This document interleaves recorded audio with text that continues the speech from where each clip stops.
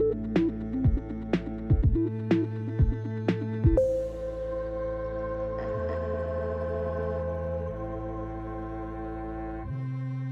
guys, welcome back to Release the Craftin. Priscilla here with the first day of Fanguary. So happy Fanguary, you guys!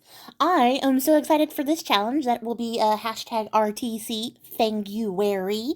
You'll see that in the title and the description below. If you want to join in or follow along, you can pick up the prompt list from my blog or over on my Instagram and just join me for some crafty vampiric fun because yeah, this is a 7-day challenge where we do some cool vampy things, some little vampire inspired things.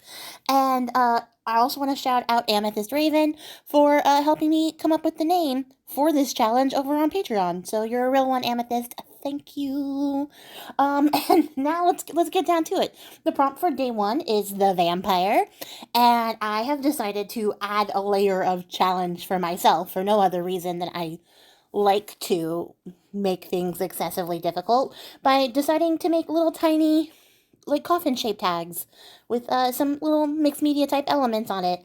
Nothing too crazy because I just wanted to sort of like dip my toes into the new year, so I didn't want to overwhelm myself by going like absolutely ham, but I did want to have some fun and use some stuff that I don't usually pull into my projects, even though I have it in my stash. So here we are. I have a die cut of a window frame, and I have some distress grit paste.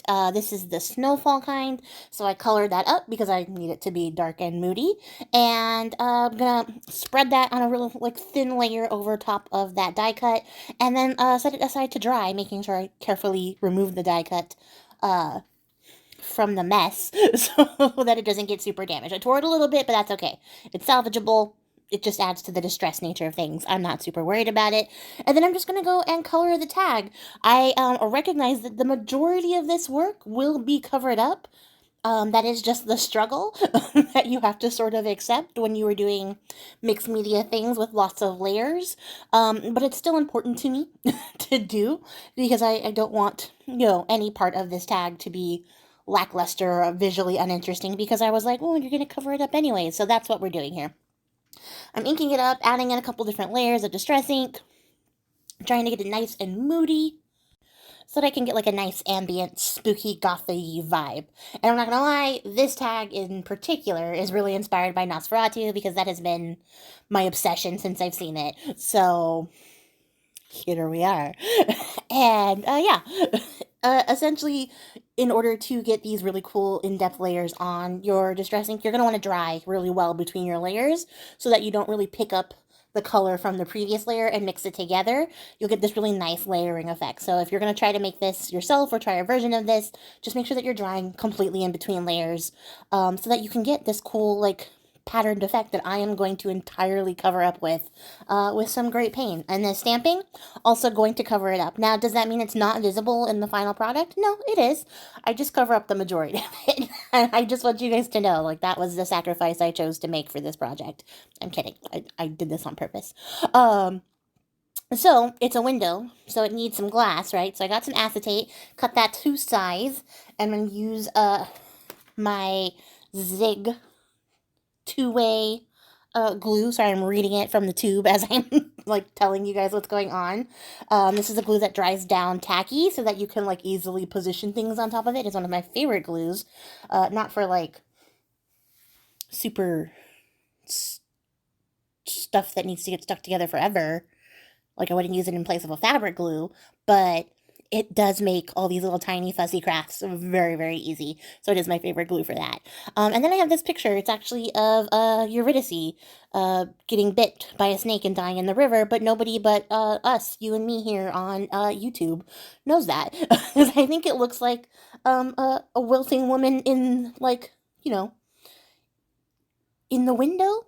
If you're looking through the window and you don't know that it's actually a woman laying sideways on the ground, it kind of looks like that through the window. Trust me, trust the process.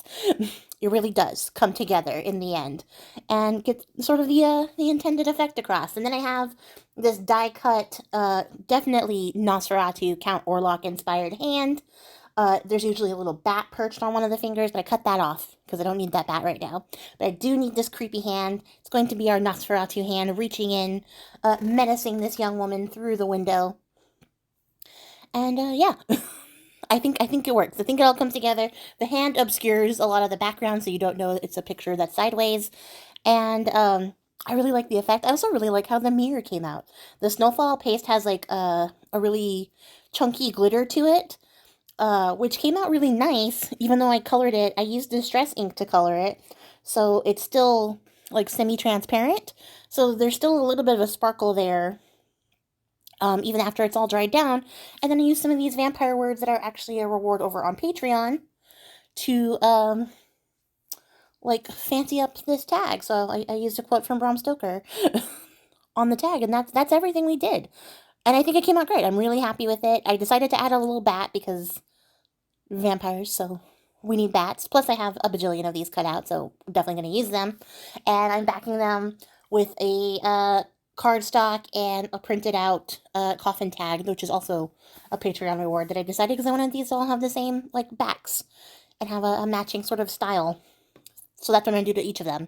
I don't know if I'm going to show you guys that every single time, but I am going to do that every single time. And then I decided to take some of this silver wax and just only hit the parts that I thought the light would hit to sort of, add a little depth to our cutout, and that's everything. Let me know what you guys think, and make sure you come back tomorrow to see what we do for the rest of Fanguary. That's it for me, guys. I appreciate your faces. Bye!